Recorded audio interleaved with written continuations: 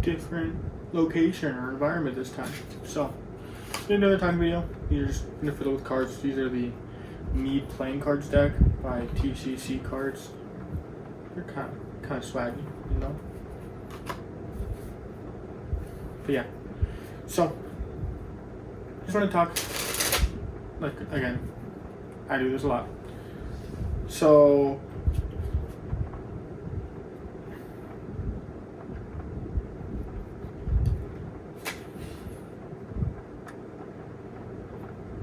recently, like I said in my last talking video, I've been like immersing myself in Magic so much more than I usually do. So what I would usually do will be like 10, 15, maybe 20% of the content I consume will be Magic related. Now it's about 90 to 95% is Magic related. Whether it's learning new tricks or podcasts or theory or just seeing tricks on Instagram or something or whatever, or movies. It's all Magic themed now. And with that, I found with the immersion, a lot more willingness. I don't want to say willingness to do it, but like motivation to do so, and more of like a drive type of thing. Not motivation is the wrong word, but yeah. So, been doing a lot more Magic, practicing or learning, and just seeing how much I can retain and all that stuff. But yeah, it's also helped me be more creative. Finally added to my Magic notebook, like in the video I said a couple weeks ago. I don't know when this video is going to come out. I forgot the layout, but added a trick to my Magic notebook that I talked about a week or two ago, or however long ago it's been, and now it's blank. There's now stuff in it. I came up with a routine. The moves in the routine aren't original, but I do like the layout of it. So tutorials coming out for that at some point. It might have already come out. Again, I don't know what order these videos are coming out in, but yeah, so there's that. And yeah, just kind of want to talk about Magic is different things I've either heard or been thinking about recently and stuff. So one thing with magicians is a lot of us OD mess up, which frequently yes. And what I'm getting better about is going along with it. So a spectator doesn't know where a trick's going to go. So if I'm messing up, I can continue and keep going. It's like, oh, that trick worked out perfectly. Actually, I messed it up 3 times and I just kept improvising. Or as we say in Magic, jazzing. Might do a lecture on this at some point. We'll see. But yeah, so jazzing and improvising in the moment. So most Magic performances, even the ones I do, are the tricks might not be entirely improvised, like 100%. Like they're tricks I know, but I might change parts or tweak and whatever. But the order and the pattern and whatever changes each time I do it for situation to situation. And I think that's one of the cool things about being a magician is it's like Groundhog Day, the movie. Every performance is different, and every time I do a performance, I can redo what I did before differently. And I can try out things and see what I like and what I don't like and all that things. And if it doesn't go well, then the next time I know I can just, again, start from square one. Groundhog Day. Do it again and again and again with, yeah, it's always going to be different spectators or whatever. Sometimes it might be the same, but I kind of like that. That I can do the same thing over and over and over and get that acute attention to detail until I get it tweaked to how I want it, which is kind of dope.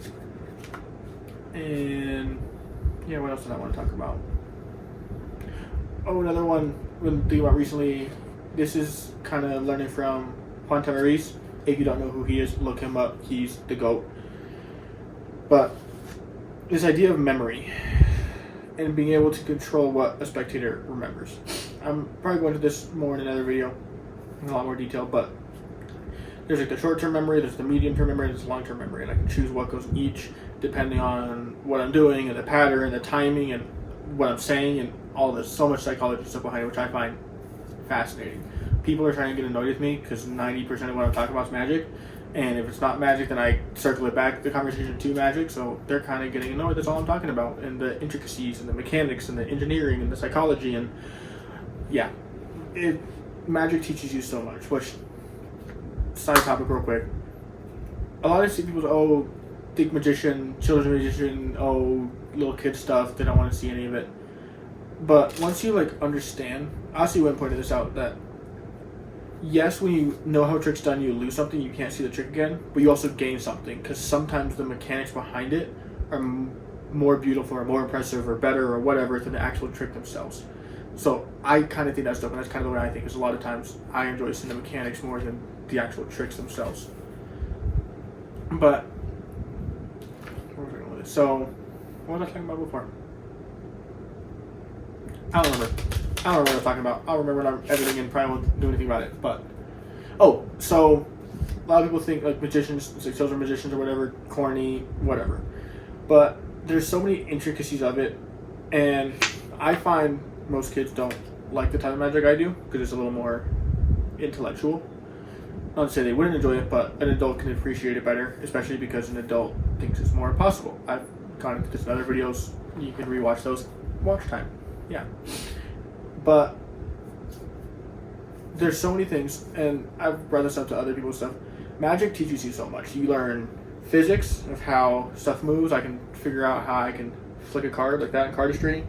Not like that. I messed that one up, but there's the science, there's the engineering, figuring out it's problem solving, just how to get from point A to point B and filling out the stuff in the middle. There's math behind it if you're doing like the mentalism or if you're doing self-working tricks or all that stuff. There's psychology of I know what a spectator's gonna say, I can make them say this or whatever. There's public speaking when I'm performing in front of spectators, the patter, and yeah, I do go into like a different type of mode because it's repetition for me at this point. Performance mode is what some people call it, but it's still, it takes practice to get there, and there's so much that you can learn from it. It basically covers every school subject that a teacher would want covered. Maybe not history. I mean, you can go to history and magic and stuff, and there's other ones like how magicians helped in World War II or spies or all that stuff. Topic for another time. I'll get into that at a later date. But yeah, I find it really interesting, and kind of making videos because people that are watching them might find it interesting. And yeah, just kind of enjoy talking about different stuff, the physics or the psychology behind it. So if I take a 2 of diamonds, I know it's kind of hard to tell because these cards are kind of fancy, but and that's a 9 of clubs, or I can build it up with psychology. Okay, what we're gonna do, we're gonna take, oh that's way too many cards. We're gonna take the 2 of diamonds again. We're gonna take the 2, we're gonna slide it into the deck. If you want to, you can push it in. They push it in the deck, and I snap, their card comes all the way back to the top. It's the same thing, but there's added subtleties and different stuff, and I think that's great, and especially adapting it to everyone's different performance styles and stuff, and it's just great to see, and the creativity behind it all, and coming up with new ideas for the seemingly impossible. It's what I enjoy. So I think that's about all I wanted to say. Well, I should probably start scripting these. Maybe do like bullet points or something rather than just riffing. We'll see if I end up doing that or not. But yeah, that's all for this video. Like it, subscribe, all that YouTube stuff, and see you next time.